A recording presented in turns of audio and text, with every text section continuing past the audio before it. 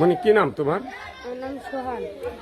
আসলে মাহফুজ যে ছেলেটা মারা গেছে, জি, কিভাবে মারা গেছে?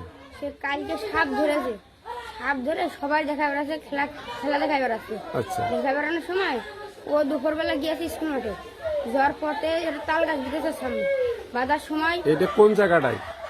এই যে স্কুলে, প্রাইমারি স্কুলে। প্রাইমারি স্কুলের পেছনে যে তাল গাছগুলো। জি, আচ্ছা, তারপরে? যখন তাল গাছে ঘুরে আসলো, ওর হাতে একটা মাল্লি ছিল। সে মাল্লিটা কেটে গেল, কেটে যাওয়ার সঙ্গে সঙ্গে সাপে কামড় দিল। সবে কামড় কবে কামড়াইছে? কবে কামড়িয়েছে? জহরের আজানের সময়। আজকে, জি, অর্থাৎ 1টার সময়। জি। তারপরে তোমরা কি করলে? তারপরে ও ঝাল চাপাইলো, চাপানোর পরে ও বললো আমার বিষ লেগে গেছে। ও নিজে নিজে আবার গাল দিয়ে আবার সে বিষ উঠলো, উঠিয়ে তাও উঠিনি। তার বাড়িতে ভাত খেলো। আচ্ছা, ভাত মাত খেয়ে পর ওর দাদির কাছে বললাম, ওর দাদি যে আনছে। তো ওর হসপিটালে নিয়ে গেছে কখন জানো? হসপিটালে নিয়ে গেছে তার 3টা সাড়ে 3টার দিকে। কিন্তু তোমরা কয়জন ছিল ওর সাথে? আমরা ছিলাম 2 জন, দুইজন, ওর ধরে 3 জন। ওর ধরে 3জন। আর এই সাপটা যে ওখানে ছিল তোমরা কি জানতে? ও কি জানতো আগে? হ্যাঁ, ধরেছে তো কালকে। ও গতকালকে ধরেছে? গতকালকে ধরে ও একটা টিফিন বাটিতে রেখে দিয়েছে। আচ্ছা, তারপরে? তো রেখে দেওয়ার পরে ওনার কাছে বেরো করে ওর হাতে একটা মারলে ছিল। ওই হাতের থেকে মাল্লি সরে যাওয়ার পরে জি, ও যে সেখানে কোনো কামড় দিয়েছে। তখনই কামড় দিয়েছে।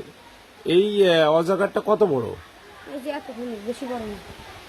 আধা হাত, 1 হাত এরকম। জি, তো আসলে ও যখন এই কামড় ওর যখন দেয় তখন তোমাদের কি জানাইছিল? ও বাচ্চা আমার হাতে বেশি একটা লাগেনি, কিন্তু একটা পেঁয়াজ নেয়, পেঁয়াজ ধরলে বিষ লেগে যাবে। ও নিজেই বলছে। জি, ওর মার কাছে জানাইছিল কিনা জানো? না। ও দাদি? ও নিজে আর কাকা বাড়ি চলে এসলো, আচ্ছা। এসে ভাত মাছ খেয়ে শুয়ে থাকলো। যখন ও দাদির কাছে বলি তখন ও নিয়ে যায়, তাও যাচ্ছিল না। ও যাচ্ছিল না। জি, সুপ্রিয় দেশবাসী, আপনারা শুনতে পারলেন মাহফুজের মৃত্যুর কিভাবে ঘটনাটা, কিভাবে মাহফুজের আসলে সাপে কামড়েছিল এবং তাকে সে গতকালকে কিন্তু সে সাপটি ধরার পরে আজকে কিন্তু যে কোনো সময় সে ওই সাপটি টিপির বাটির থেকে বের করে, তাই না? করার পরে সেই সময়টা বের করার পরে তার কিন্তু সাপে কামড় দেয়। তো আসলে আমরা যারা অসচেতন কিছু মানুষ আছি, আমরা অবশ্যই সচেতন হই। জানি না কিভাবে কি ঘটেছে না ঘটেছে, শুধুমাত্র আল্লাহ জানেন। তারা 3টি ছেলে ওখানে ছিল। মাহফুজের কিভাবে মৃত্যু হয়েছে ছেলেটির কাছে বিবরণ শুনতে পারলেন। আমরা যে জায়গা থেকে আপনাদেরকে আমরা তথ্য দিচ্ছি, ঝিনাইদহ সদর উপজেলার 7 নম্বর মহারাজপুর ইউনিয়ন, কেশবপুর, বিষয়খালী কেশবপুর 3 নং ওয়ার্ডের মাহফুজ। ওর আব্বুর নাম কি জানো? জি। কি নাম? মতিয়ার। মতিউর রহমান। তিনি কি বেঁচে আছে? না, কতদিন আগে মারা গেছে?